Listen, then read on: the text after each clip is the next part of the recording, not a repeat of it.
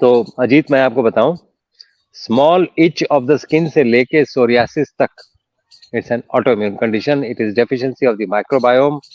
Microbiome restore करिए, नहीं तो आप उधर में टॉपिकल एप्लीकेशन कोई क्रीम का लगाते रहेंगे, वो कभी ठीक नहीं होगा. Number one. Number two, local skin के भी इश्यूज ऐड ऑन हो जाते हैं.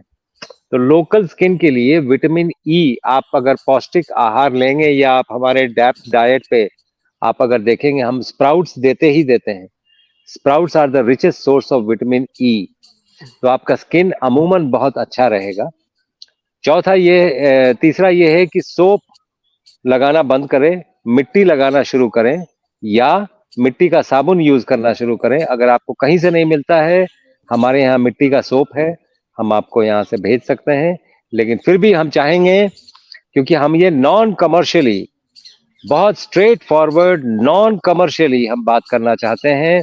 हम नहीं चाहते हैं कि हम कोई प्लेटफॉर्म यूज करें अपने आप को प्रमोट करने के लिए या अपना कोई प्रोडक्ट प्रमोट करने के लिए. आपको उपाय बताता हूं मैं.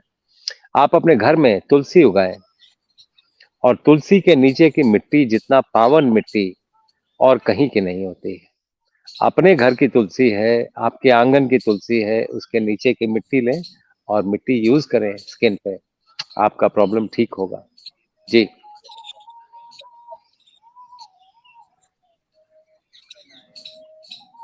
जी डॉक्टर साहब, सुरभि जी सवाल पूछ रहे हैं कि what to do when cartilage of most of the joints of the body is damaged due to osteoporosis and osteoarthritis. ये तो देखना पड़ेगा, लेकिन आप अगर सात्विक भोजन और ये सब चीजें जो हमने बताई हैं, आप अगर इस पे आ जाएं, 2 घंटे धूप में रहना शुरू कर दें, और बहुत सी चीजें आपकी रिवर्स होनी शुरू हो जाएंगी.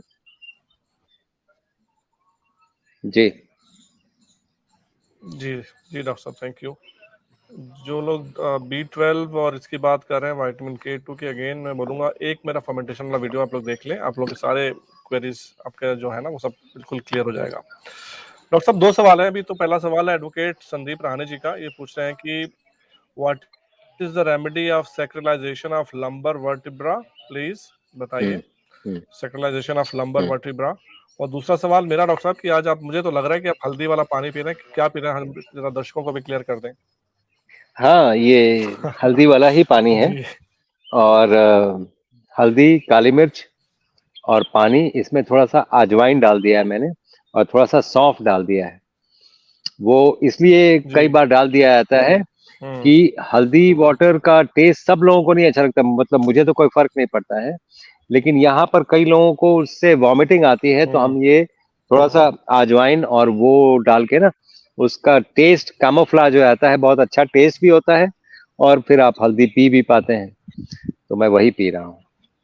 दूसरा ये था कि जो इनका सैक्रलाइजेशन वाला क्वेश्चन था. जी बिल्कुल डॉक्टर साहब. और ये इट्स एन जी डॉक्टर साहब.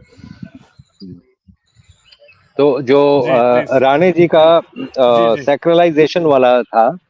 सैक्रलाइजेशन आजकल नहीं बोलते हैं, आजकल वो बोलते हैं L5 is a transitional vertebra. Sacralization use करते थे 20 साल पहले, जब हम लोग कॉलेज में थे और हम लोग जब पीजी कर रहे थे, उस समय सैक्रलाइजेशन वर्ड यूज होता था. आजकल यूज होता है ट्रांजिशन वर्टेब्रा. तो L5 is a transition vertebra.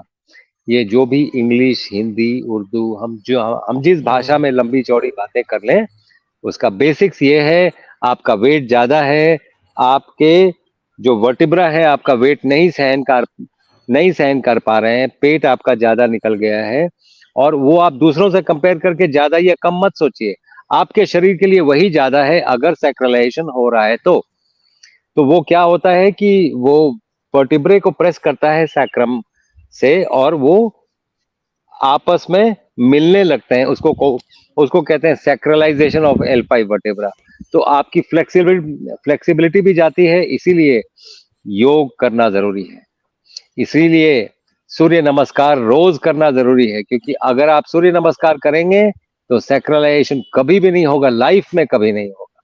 जी. अगर आपका वेट थोड़ा ज्यादा है तब भी नहीं होगा, क्योंकि सूर्य नमस्कार में आप वो सभी चीजें एनल कर देते हैं जो सैक्रलाइजेशन के लिए जरूरी है।